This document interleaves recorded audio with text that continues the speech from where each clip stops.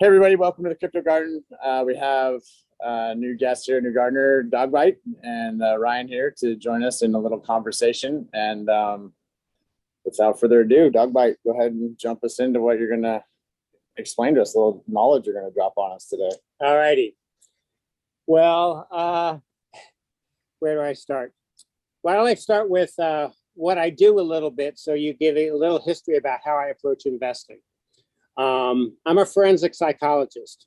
So what I do is I have to detect deceit, manipulation, and find the reality that lies behind all of the games that are being played. And I've been doing that for 30 years. So I think that comes in handy when I'm dealing with cryptocurrency investments, because there's a lot of games being played and it's a casino as far as I'm concerned. So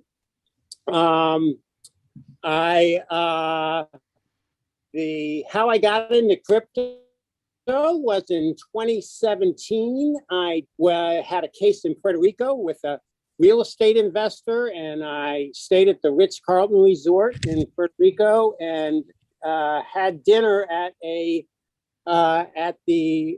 restaurant that was right on the beach. And there was a table about 20 feet away filled with about 20-something kids with, I'm 60, by the way, so I'm an old guard here, but 20-something kids with these hot-looking women just having the time of their life. They were talking about how much money they made, and they were off to the Bahamas on a private jet the next day, and they were just laughing it up. And so after my dinner, I walked over there and I said, "Tell me about you guys. I'm just visiting." So they launched into how they became Bitcoin millionaires. And there were 6 of them there that were Bitcoin millionaires that were living the high life and partying up a storm. And that part didn't appeal to me, but it did spark my interest in the whole cryptocurrency market. Oh my gosh. What year was that? 2017. Yeah. So they were riding that wave up, and I hope they had actually realized their profits and weren't just looking at their Coinbase balance. Because I know how that story ends. Yeah, they were busy spending it. But regardless, it really piqued my interest. So I went home and did a deep dive into the whole space.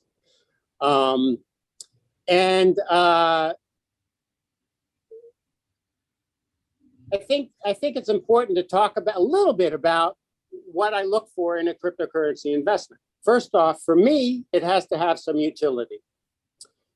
I look for proof of stake, not proof of work. I'm an environmental guy. I think proof of stake is the way to go. The values of whatever the cryptocurrency, whatever their utility is, has to be congruent with my values. They have to be able to deliver on the promises they make, and I need to be able to evaluate that over time. I need to see increasing metrics in terms of usage and transactions to prove that they're delivering what they say they're going to deliver. And I always need to keep an open mind about letting it go when any of those things have some significant hiccups. In other words, when my expectations aren't met. So I did a lot of deep diving, obviously, in that, with the 8,000 to 10,000 cryptocurrencies, there's a lot of trash in there, a lot of shit coins. But regardless, I found 4 or 5 that I thought were worthwhile, invested in those, and then eventually just continued to move my investments more into Hedera Hashgraph. And that's probably what you all are hopeful I'll talk about today. Yeah, and I'm fully invested in Hedera Hashgraph. I rode the investment up over 18 times my initial investment. It's dropped a little bit, probably just to 12 times my original investment, but I'm in for the long term. Because all of those expectations that I just talked about, Ryan, are the things I'm continuing to evaluate them on. So what is Hedera Hashgraph? Do you guys want to know? Is that where I should start? Can we, before we absolutely before you dive in there, I'm curious. So you heard about, or you saw these young people in 2017 celebrating Bitcoin millionaires. When were you researching HBAR, and when did you actually start investing in it? Started investing in it in December of 2017. And let me just, I'd have to double check that. I think it might have been either, it was between December 2017 and February of 2018. I was not, Hedera Hashgraph offered original SAFT investments for accredited investors only. One of the things I found in my research was that invariably, when a cryptocurrency hits the exchange, all of those SAFT investors sell. And the price drops 60%, 40 to 60% on average. So I said, I don't want to, I'm in for the long term. Why would I buy at a high SAFT price? And even if I am an accredited investor, why would I go to that trouble? Let me just wait until the price drops. Well, I did. And over the next, it dropped immediately, and then it continued to ebb and flow. And I did most of my purchases between 1 cent and 1 and 2.6 cents, roughly. So that was, you know, honestly, that's not, I mean, you know, good investing takes a lot of hard work and a lot of luck as well. So was I so insightful to know when the low was in and time my buying? No, it's just when I was liquid. It happened to be the time that the price was low. Can we talk about how liquid you were? Oh, because you like, yeah. Yeah. Well, I have 2 residences, one in the States and one in Ecuador. So I go back and forth. And when I really got into it, I said, I'm all in, because that's how I tend to invest. I just go all the way in. And so in this case, I just did a massive home equity loan and just went to the limit and threw it all in there. So when you were looking at this investment, were you eyeing up other projects as well? How did you first hear about it? What tipped you off? Or was it just your own due diligence and fundamental analysis? Step 1 is utility coins, right?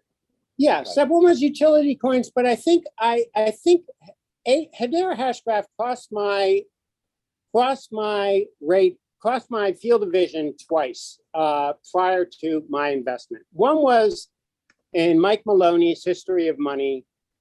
He does this short little 4-minute interview with the future of cryptocurrency. So that was when Hedera Hashgraph got mentioned. And then Dimitri Kofinas, who does, what's the name of his podcast? He does a podcast that's really outstanding. He also interviewed the founders of Hedera Hashgraph, listened to that extended interview, and that was really focused my attention on that. The issue was, I mean, the reality was the more I dove deeper, the more impressed I became. The deeper I learned about Hedera Hashgraph, the more convinced that this is the 3rd generation of cryptocurrency. We have Bitcoin 1st generation, Ethereum 2nd generation, and Hedera Hashgraph is going to be the 3rd generation. I view it as getting in early in Google, for example. You know, buying Google at 18 cents at their opening price and riding it to $300. That's truly what I anticipate is going to happen with Hedera Hashgraph. But, you know, I don't think anyone should listen to me on those predictions. Everyone anticipates their coins are going to go that big. So, any other questions before I start talking about Hedera? What were the ones that didn't make the list briefly? Like you said, you had 3 or 4 that were there, and then you narrowed that down to 1. Just what were those 1 or 2 other ones that were on your Well, they still, the short list was the Graph, was Chainlink. I'm Ravencoin, also has a lot of utility. That was more of a proof of work because it was based on the Ethereum blockchain, but I really enjoyed and appreciated the stuff they were doing. So those were probably the three others that I spent time on. I didn't go into Bitcoin or Ethereum. So that was your first. That was your first big play into the market. Oh yeah, first big play into the market was a micro cap. That's a different story than most. So that's knowing what you want and studying and making a calculated move. I like that. Yeah. So I'm going to talk about Hedera Hashgraph. So essentially, Bitcoin, Ethereum, well, certainly Ethereum is what Hedera should be compared to in many ways. They're both distributed ledger technologies, and they enable they enable transaction data, they enable immutable records, they enable ordering of transactions and all of those things. But what Hedera does differently is it does it on what's called a hash graph as opposed to a blockchain. I can talk about some of the concerns I have with blockchain maybe later in this podcast, but regardless, Hedera is different. It's based on what's called the gossip protocol. And the gossip protocol means you do not need to have a transaction verified by everyone in the network. You do not need to take 3 to 30 minutes to verify a transaction. All you need are the next 2 hashes in the graph of communication for that to be verified. And over time, those 2 hashes will be verified, and those 2 hashes will be verified, and those 2 nodes, I should say. So so essentially the 2 hashes enable, and this gets into a lot of technical stuff that I have trouble communicating well on, but regardless, the graph, the asynchronistic Byzantine fault tolerant graph approach toward the DLT is revolutionary. It truly is paradigm shifting. And one of the reasons is it's asynchronistic Byzantine fault tolerant. And what that means is the highest level of security that you can have. There is, once it is recorded, it is validated, it is trustworthy, it is recorded, and it is immutable. And as such, it because it's on the half graph, it can happen very quickly. Let me just talk about some of the other things to move quickly. So what the Hedera Hashgraph offers is security, asynchronistic Byzantine fault tolerant, which Bitcoin and Ethereum are not. They're Byzantine fault tolerant, and even with Bitcoin, you have transactions that take forever, and they've had to modify them over time, and there have been forking and all kinds of other issues with it. Number one, the second one is transaction speed.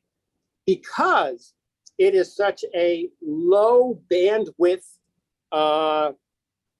DLT system, because all it takes are a few transactions for confirmation, because it's done on a graph system, it uses very little energy. And as such, it can also handle 10,000 transactions per second. And we'll talk about the difference between Bitcoin, Ethereum, and HBAR when we on all of these different dimensions later. I have a discussion about that. But the reality is that it's super fast, it's secure, it's scalable. They can shard it numerous times.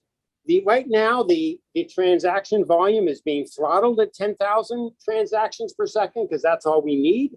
But we can easily, or they can easily. What's fascinating with cryptocurrency is you get so identified with it, you use we a lot. Yeah. I'm really not a we. I'm grabbing onto their coattails. You're not doing a proof of stake on your iPhone with. No. So anyway, they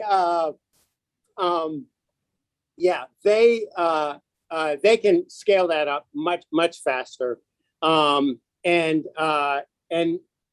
and the beauty of Hedera Hashgraph is on a number of, is not only on the speed, but it's on the security and the fact that it's a mutable record. And let me talk about what this means. What they've offered is a variety of different services. Well, no, let me go. The next slide I have up on my little notepad here to talk about is the difference. So let me just talk about the difference in transaction speed between Bitcoin, Ethereum, and Hedera. When you have a Bitcoin transaction, they can handle about 3 transactions per second. When you have a Ethereum transaction, you can have about 12 transactions per second. That is not enterprise ready. That is not ready for the world we live in. Visa is not going to say, oh, I'm going to build on Ethereum and do 12 transactions per second. Obviously, a lot of apps have been developed on top of it to speed that up, but nothing comes close to Hedera with 10,000 transactions per second as well. In terms of the cost, one of the things that both Bitcoin and Ethereum do is they tie the cost in with the price of the coin and how long it takes. And so you get these high transaction fees. The last time I checked, it was over $20 for Bitcoin, and it was still over $20 for Ethereum. Ethereum actually got up to $65 for transaction. Yeah. Who's going to buy a fucking cup of coffee for $65 a transaction? It ain't going to happen. And Hedera is consistently at 1/100th of a cent per 1/100th of a cent per transaction. That regardless of the H-bar, it is 1/100th of a cent per transaction. And that enables a whole host of other applications. It enables microtransactions. Let me give an example. When you do Spotify, you pay $10 a month for listen to as much music as you want. But there's a new app now run by Beyonce's father called Tune FM, and they run on Hedera Hashgraph. So you pay per song because you can charge per song, or you can charge a book per how many pages you read. Because when it's only 1/100th of a cent per transaction, you can charge 5 cents for a song, or you can charge 3 cents for a song. It doesn't matter, but there's space for the app to still make money. So that's a tremendous advantage. In terms of confirmation of transactions, Bitcoin transactions take anywhere between 10 to 60 minutes to actually get confirmation. I always picture the coffee shop guy who's going to be there. Okay, this is a $22 a transaction, and then I'm going to wait 60 minutes to let you go on your way to make sure it comes through. That ain't going to work. And same with Ethereum. It's anywhere between 10 and 20 minutes. But with Hedera, it's 3 to 5 seconds in terms of confirmation. Because it's so quick in recording it, it's also so quick in confirming it. What are the services they offer? They offer network services, enable people to build on top of them and run their applications very quick, fast. They offer a consensus service, which is a service that puts transactions in consensus order. One of the things that plagues the gaming industry, for example, is a lot of cheating, and this includes the stock market as well. But let's look at the gaming industry.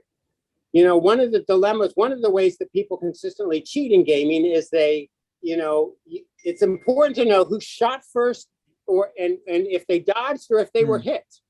Well, if someone is in control of that, they can change the outcome.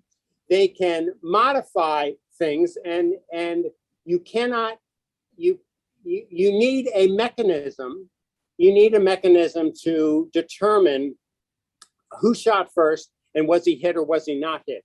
And so this consensus service, when it happens within milliseconds, you can apply it. Amico, which is a Japanese-based gaming company, is using this in a whole variety of gaming applications to just eliminate cheating altogether. because it's so fast, it's so secure, and so immutable. You can tell you shot first and you missed me, or whatever it is. So that's another application. The consensus service is being used in a lot of different ways. I think another example, I think these examples are helpful because, again, if we're looking at utility, my perspective on this whole space is that utility is going to win out. That it's fun now, where it's a casino, you can gamble at any of the different tables, but utility is going to win out. Utility is going to have some real world application to make a difference. So let me see. The Coupon Bureau is an example. AdDAX. So those are two applications that are built on Hedera. AdDAX is an advertising, internet-based advertising company. And one of the dilemmas in the advertising industry is that unless you're monitoring the ads that go, you have to have some sort of trust. How do I say this? You can say, I paid, you can buy 3 ads over the next 3 hours for the Crypto Garden on a website. But what are you going to do? Sit there for 3 hours and make sure they show all 3? Or are you just going to trust them to say, oh, we showed all 3, Ryan, it's okay. No, with Hedera, if you build it on Hedera, you can actually record when the ad was shown and confirm when the ad was shown. And you can have an immutable record that's quickly accessible. And every time an ad is shown. You can look on your app on AdDAX and you can say, oh, they met their requirements or they didn't meet their requirements. That's AdDAX. Coupon Bureau is the same. There is so much fraud in the coupon industry. People go around and they clip coupons out of papers, and then there's a whole industry of people that Xerox these things and sell them. Yeah, and they sell them because the grocery store doesn't know if this coupon's been used before or not. They don't know, and the fraud is over 60 million a year in the coupon industry because there's a lot of people that use coupons. I don't, but the people that do, there's a lot of fraud in it because it's easy to fool them. So they are building on Hedera because they can have these coupons. The coupon will be entered at the check register with a barcode. The barcode will immediately go into Hedera Ledger, and literally 2 seconds later, if someone tries to use that coupon, they can't use it. Right now, with all those paper coupons, they send them overseas to Asia. They box them up and someone counts them by hand. Yeah, they do. They have these low-income people. They just count every coupon by hand, and then about a month to 2 months later, they reimburse the manufacturer of General Mills, for example, or Procter and Gamble, or whoever it was. But now it can be done instantly. Was the coupon used? Yes. Was it legitimate? Yes. You can't use fake coupons under a system such as this. So anyway, those are 2 examples. The other service they offer is a token service. They have an ability to tokenize any number of applications. One of the biggest uses of Hedera right now is in Australia. FPOS is the main payment source for most of Australia. Virtually every Visa card, MasterCard has an FPOS logo on it, EFTP. And it is the accounting software that they use to register these transactions. There's been fraud in that. It's been slow. It's been cumbersome. It's been an old school DLT network that hasn't worked very well. They moved everything to Hedera, and it is moving so much more efficiently, and it's so much cheaper. We can reduce with these services. They can offer reduced costs to consumers as well because they don't have as much back checking and all of the other stuff they do. Okay, so what I would encourage people to do, if they're really interested in this, is go to www.hedera.com. And Hedera.com is the main website for Hedera Hashgraph. Do you guys have any questions before I, oh, the governing council. Okay, so one of the big, okay. How much time do we have, guys? Do you just want me to keep rambling on? No, good. Get it, man. All right. So I have utmost appreciation and utmost appreciation for Bitcoin. I love the libertarian values they stand for. I love their middle finger to the state. I love their anonymity. I love the immutable records. There is so much that Bitcoin was revolutionary, and I don't fault anyone for throwing money into that and continuing to invest in it.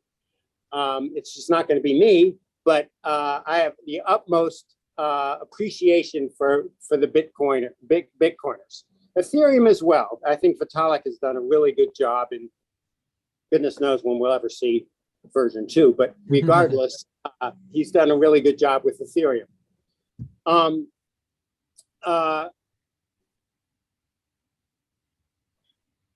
was I going to talk about?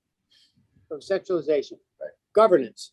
Right. So governance, Hedera, one of the things that Hedera is criticized for is the founders are guys my age. They're in their 50s and late 60s. They've done a number of different things, and that gets somewhat of a criticism because they've got military backgrounds, security backgrounds. They've worked a lot with the government, and and that gets criticized because they aren't truly manifesting those libertarian, independent, screw the state values.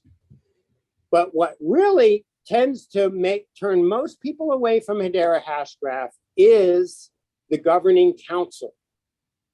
Hedera had a choice about how they wanted to govern this coin.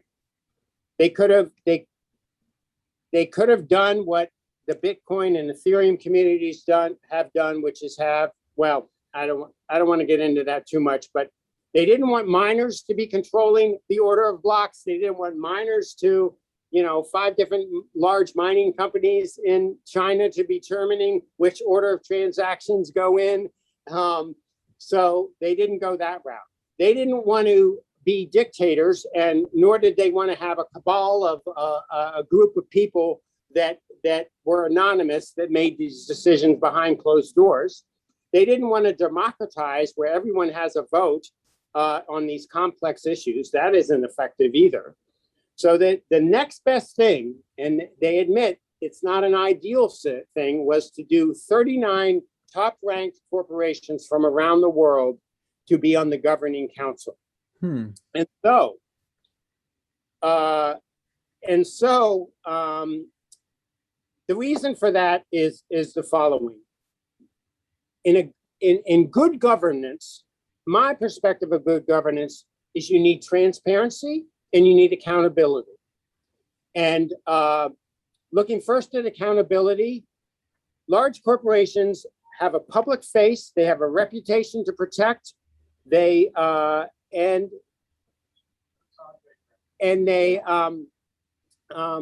reputation to protect, and they have a lot at stake, and they can't be bribed easily as well. So corporations serve that function.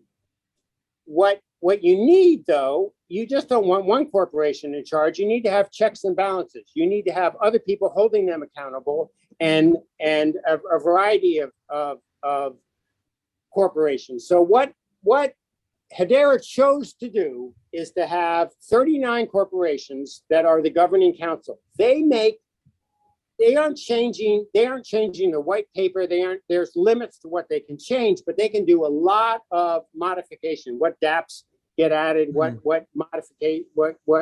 else occurs, all of those kind of things. How can we maximize the NFT market the best way? There's a variety of different governing roles they take, but regardless, we've got Google, we've got IBM, we've got LG in Korea, we've got Magalu, we've got Boeing, we've got we've got Wipro in India, which is massive. So we have governing councils. We have 21 so far. We're going to get 39. So these corporations in different jurisdictions under different governments are not easily manipulated. And by that, I mean, if a government chooses to intervene in a particular company, the governing council will continue to function. There are checks and balances. There are term limits to every council member of 3 years, and I think they can extend for another 3 years. But there are term limits for these council members. And essentially with the geographical diversion, with the industry diversion, we even have institution, we have University College of London, we have nonprofits, we have the Chopra Foundation, which is a nonprofit. We have, I think there's another couple other nonprofits in there. And we're in every continent in the world with the exception of Antarctica. And so what this allows for is a lot of checks and balances and a lot of accountability. The other critical thing that you don't see in these other platforms is that everything is transparent. All of the meeting records are recorded. All of them are transcribed. They are available within 2 weeks or 3 weeks of the initial meeting. So everything, all of the discussions are recorded. You don't find that with Cardano or Ethereum or any of these other the groups that run these things. And one of the things I've learned in my work is that I don't trust anybody. Yeah. I don't trust corporate. I don't trust Google. I don't trust Google. They're going to act in their own interest.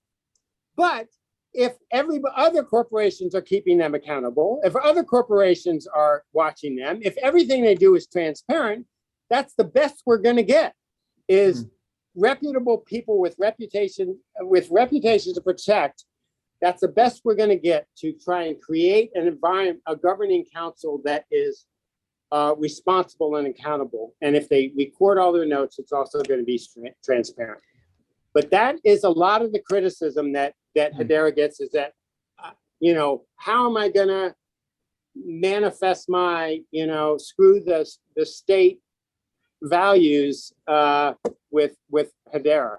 And you tell that person to get a T-shirt with an offensive slogan on it. Yeah. Hey, right. So just being mindful of time because we're on this meeting link that will run out here in about 7 minutes. I have a couple of questions and you touched on it briefly, but I'm curious.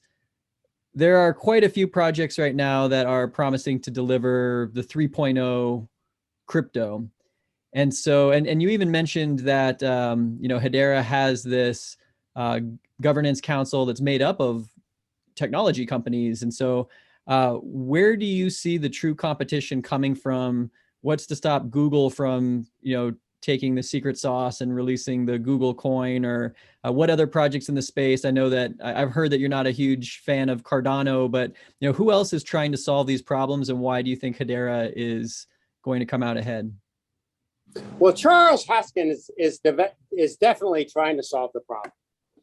My hat's off to him and the work he's doing with Cardano. But does he have any dApps that are actually developing on him? He doesn't have. If you compare him to Hedera and compare the level of transactions to Hedera, you're going to find a tremendous difference. So, I don't think Hedera is going to be the only player in this level 3, cryptocurrency revolution. I think Cardano will be active, and I think they will have a place in that. Others, oh,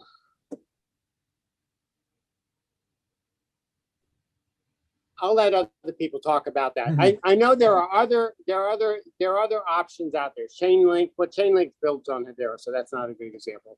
But there are other DLT platforms that have the potential to make an impact.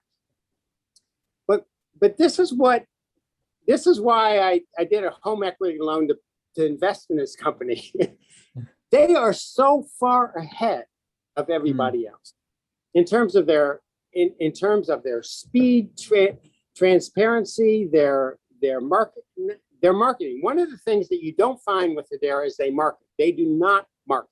That's what I was going to say. Yeah, I mean, I've learned a lot from you in this, and I've been, with my nose to the ground in the crypto space, and I've done a little dabbling, but I did not realize that they were a front mover. I thought they were just another kind of medium-sized project. Right. They're very comfortable being there. They could care less about this crypto space that we all play in, because they aren't. That one of the phrases that's developed around Hedera is all substance and no hype. So they have specific orders with their whole team: no hype, no price predictions, no anticipations. You don't announce anything until it's done. They will not even announce new council members until the council member themselves say we're ready to be announced. So they are very quiet and they're comfortable. They've got, this is a long-term hold investment. This is not, I would not encourage people to, well, people can do what they want, but this is going to be a really tough coin to do short-term price anticipation predictions on. I think it's tough. Do you have any concerns about regulation and the upcoming, rash, I think, of interest in this space? And how do you think Hedera is set up to comply with some of those regulations we've been hearing about? Well, Hedera has been active in the CBDC movement. They've been active working with the SEC. One of the things that they did in their whole SAFT agreement, one of the reasons that they were criticized early was that you only sold to accredited investors. You aren't taking care of the little guy. Well, they were being SEC compliant. They run everything through the SEC. They are very, very conscious that they are not stepping out of line. They will delay a service for months to make sure that they get all of the approval from those regulatory agencies ahead of time. They are active in actually creating the language around how cryptocurrency is going to be regulated. Well, their power of their legal team too. Right? Oh yeah, their legal team. Oh yeah, lead with that legal staff. DLA, Piper, and Denton's are just two of the legal teams that are on there. Yeah, they don't monkey around. So they're very serious about being SEC compliant and not stepping out of line. Gotcha. Yeah, I mean, it's really cool. I think it is what I'm hopeful to see in this space, which is a transition from the pure speculation and the casino, like you described it, and it maturing to the point where this is a technology sector and we're solving real world problems, and the projects that are going to stick around are the ones that are taking it. I mean, it might change the system because it's providing better tools, but it's not an outright affront to the system that's going to just get squashed and messed with here coming down the pike. So you picked up your, you invested when it was at, 1 cent to, under 3 cents. We're sitting at about 18 cents today.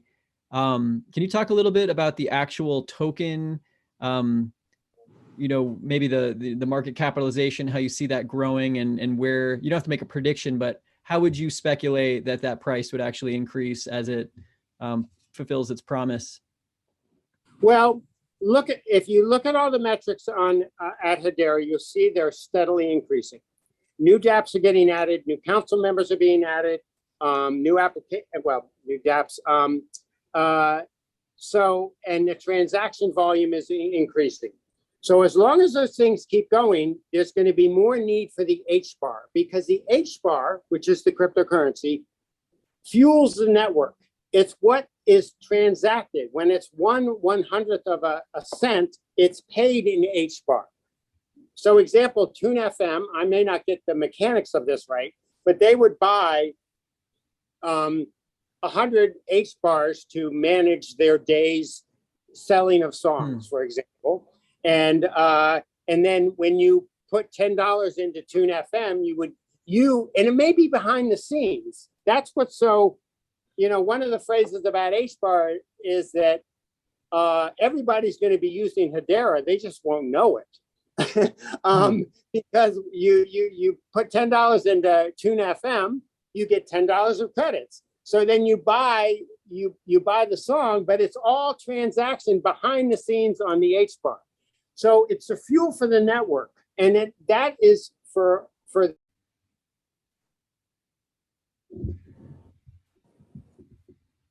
So as long as these metrics that I just discussed are increasing, I anticipate there's going to be a steady increase in the H bar price. One of the things that happens with virtually any cryptocurrency is it gets very tied tied to the Bitcoin price. And Hedera has been the same. So when Bitcoin fell, Hedera falls. When Bitcoin goes up, Hedera goes up. Eventually we're going to want to break that. And some coins have broken that. And I think Hedera is on the way to do that. What the clear path over the last 2 years, 3 years of watching this platform develop is just increasing usage and increasing acceptance. And it is this enterprise acceptance that is really gonna propel this coin forward. Because if Visa, for example, moves to Hedera, imagine the number of transactions they're going to have, and imagine the number of H bars they're going to use, and imagine how active the Hedera platform is going to be in the consensus service and token service regarding that. That's just an example. And there are a lot of large corporations that are looking at Hedera as an opportunity to build their distributed ledger platform on. So I'm optimistic. I don't do price predictions, but I have no intention of selling until it's at least 5 times the price it is now, maybe. Yeah. So can you speak to tokenomics? Sorry, Ryan. How many Hedera are there? Are they print more or less? How does that supply kind of work? Well, it's 50 billion, 50 billion, a million, 50 billion, 50 billion tokens. They have on the website, they have a very specific release schedule. There has, we're about maybe a fourth of the way through the release schedule. And one of the reasons that they're doing this slow release in a very orderly fashion and predictable fashion is they don't want a whale coming in and buying over a third of the tokens. Because if that happens, then the algorithm can be sabotaged. But right now, as in the slow release and the monitoring of, not monitoring of who has them, in the slow release, they're ensuring that one large actor doesn't come in and take over the network. One of the things that I also didn't talk about in terms of security was that we are absolutely immune the way the Hashgraph system works from denial of service attacks. It can't happen with the graph. So that's an improvement as well. And the network is run through it's a standard proof of stake type model, but it's a lot less computing bandwidth, so they can handle more transactions, more throughput with less power consumption, less, miners on the network. How does that infrastructure compare to something like Ethereum? Or I know they're moving to proof of stake, but is there any kind of comparisons in the space of the community of stakers or the community of miners? What does that look like? Well, there's a lot of FUD around Hedera. First off, because they don't do marketing and they don't defend FUD, they don't, they could care less about what others are saying about them. They're just going to move ahead. There's a lot of FUD out there about it. And it focuses on the governing council. It focuses on the coin release schedule. It focuses on the large corporations. It focuses on the enterprise. It focuses on fundamentally doubting the metrics that Hedera offers. And one of the things that's fascinating is that you don't think that Google did due diligence before they became a councilman? You don't think IBM did due diligence? You think you in your little cubicle looking at this say, that's a bunch of bullshit, they can't do 10,000 transactions per second? This has been vetted. Google's not going to hitch their wagon, nor is IBM going to hitch their wagon to some scam coin. So I don't think I'm answering your question. But I like the spirit of the answer, if not the direct approach. But yeah, I'm curious though, like if I'm interested in HBAR, what is the best way to start participating other than just learning more? I mean, can you stake tokens? Where do you actually keep your HBAR? Is it on exchanges or? Yeah. Staking is coming. Ledger supports HBAR, so you can have a cold wallet. In terms of on Hedera.com, they have the 12 exchanges that sell HBAR.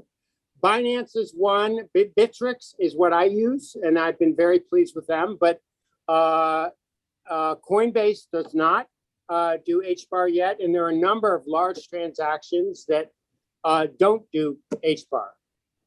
Again, I think this is when either exchanges or individuals have a vested interest in other platforms, they are not going to be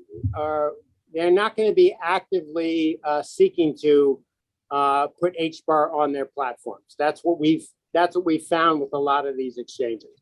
But you can go to Hedera.com, you can look at the exchanges, you can select where you purchase it, and then you can move it to a Ledger device, or you can store it in another offline wallet. There's a variety of different things that you can do.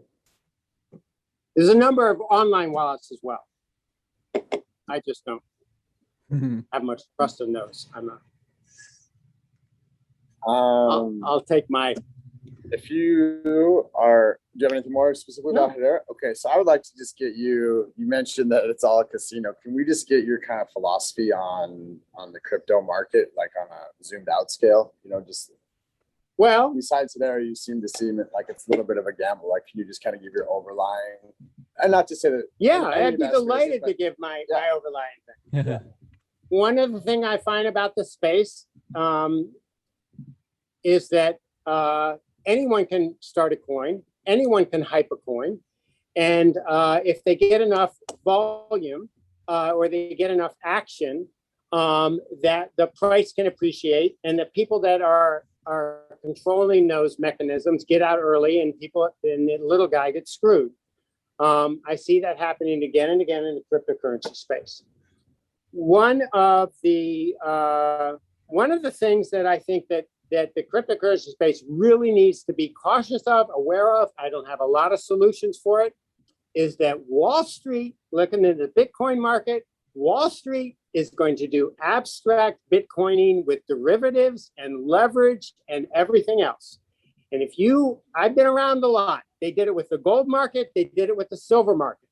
And what they were able to do with that, they were able to control through all of these derivatives and games and Wall Streeting of the abstract, gold and zinc. You don't buy gold anymore. You buy the gold ETF.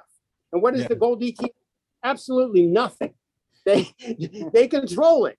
They control it. They keep it in a range. There's all kinds of, you guys probably hear about the gold manipulation stuff. That's part of it all. It's because it's become Wall Street controlled. And they're doing it with Bitcoin. It's no longer, I'm worried that it will no longer become this manifesto of identity. This manifesto of, I am who I am, and I'm going to stand on my independent principles and transact in a private, anonymous way with the people I want to transact with, and government go to hell. It's losing that because, if you look at the vast majority of Bitcoin holders, you've got large institutions that are continuing to become more and more Bitcoin holders. Then they're doing all of what Wall Street always does with any money-making venture. Wall Street finds a way to bastardize it and to abstract it and to make it, as Ben Hunt says, Bitcoin with an exclamation point. Buy some Bitcoin in this derivatives project that we're selling. And I'm worried that if it hasn't lost it already, it's already lost the meaning it once had. And I worry that this is just going to water down that whole market. And that's my big concern about the current status of things right now. Yeah, I agree with you 100%. And it is sort of a rose-colored lenses falling out of the glasses once you realize that a lot of that original narrative is now marketing around what is kind of falling in line with all the other exchanges and assets that are already out in the world. So, yeah. So what is your outlook then in the future of this space? What are the hopeful things that you see that you remain excited about, maybe beyond just Hedera? Like how could you see this space actually remaining true to some of those founding principles? I think I don't know that I have the answer, Ryan. I really don't. I don't know how Bitcoin can can fight the efforts of the state and Wall Street. The Bank of International Settlements, the FBAR reporting are all going after cryptocurrency now. Wall Street is doing this abstraction and derivatives and leverage. I don't know how to stop that. I don't think you can stop that. That's what worries about, unless we're talking about a major revolution of upsetting the whole system. I don't know how we can stop that. They have a, I mean, it saddens me, but that's what Wall Street does with everything. Once they find they did it with the housing market. Once they, people want to buy houses, fine, we can leverage that. We can make money on that. Let's just take in and screw the whole thing up, and let's walk away with our deep pockets and screw everybody else. I'm worried they're going to do that in the cryptocurrency space as well. Yeah. I hope. I mean, I think the way that I have been forced to look at it is not so much as a wild optimist that we're going to topple these, power systems that have been here for forever and have the apparatus to mess with all of these projects. I think if anything, it's encouraging to see that the brightest minds in technology seem to be coming to a space where humans are building tools to solve challenges that might actually help us overcome the 21st century challenges that we face. We know that we're not going to be able to align, the planet's resources behind large efforts with Visa and MasterCard, but if we can actually wire everyone together and start putting our value, hopefully in good places. And maybe that's just why I'm excited to see that there are leaders in this space, and that even if the spirit is all tangled up now with the system that was already there, the people that are in it seem to be driving for the betterment of humans and not just the corporate interests. So it remains to be seen. And I do think that will be the outcome. I actually do. I do think that even though Wall Street will bastardize much of this space, that there will be some revolutionary and new paradigms for taking care of our earth, taking care of each other, and holding people accountable. All of those things are just steps in human progress. And I think the whole cryptocurrency space could really be instrumental in that. Yeah. Awesome. Well, we get a selfish plug about how you're enjoying the garden. And you mentioned you've kind of come out of hiding a little bit, for maybe lack of better words, into Facebook and Twitter and so in general. And I kind of pulled them out somehow to get them out. So can you speak just to your brief experience of the crypto garden and what you would like to see out of that space specifically, or you know what I mean? Just kind of what you're hoping to get on this kind of new project, and where we can kind of, advice along the way, or what I would love for the crypto garden. And this is one reason, I agreed to do this, because I get this sense. I would love for open dialogues around new ideas and projects, and without the defensiveness, without the campiness, without the cultishness, without the religious kind of ideology that, don't tread on me because I'm a believer in such and such. If people want to throw shade on HBAR, let them throw it at, but let's do it respectfully. And I would love to have people dialogue about this, and I'd engage in constructive criticism. That's how we're all going to get better. Is if there's this kind of like, don't over attach your ego to a particular coin, and let the information come to you in a way that just improves your investing. And that's what I would love to see happen with the crypto garden, to be that kind of space, because so much of the cryptocurrency space is not that. Yeah. Oh my goodness. Yeah. That's why I don't participate. This is Dogbite's first and probably last stepping into the space. I don't know. Once you get a taste for the soapbox, it's no. I love it. I have. Yeah. Well, we sure appreciate you coming out of the crypto closet and exposing your love of HBAR to us. I learned a ton, and I have a lot more that I need to go research now. So this is what we love, is bringing the great minds that are all around us to the forefront, so that we can get some new ideas and we can see things differently. So I don't know, Pete, if you have any other last comments, but I think we can probably call that a wrap. Yeah, it's a wrap. I mean, we're just to close. I mean, it's trying to build a library of information around crypto with the foundation of it's being provided by people with integrity. So we can kind of stick to that, that course where it's like, maybe we're wrong on the information we posted, but it didn't come out of malice, or it didn't come out of a place to make money. It came out of an honest effort to shoot the shit with somebody. And I really did read this article. I can't tell if it's real or not, but here's just to start the conversation without the fake news right off the bat, because it's something different, So hopefully that's what we can do. So thank you. Thanks, Ryan. Awesome. All right. Well, enjoy the beach out there for all of us who can't. Yeah, man. Very well. All right. Cheers. All right,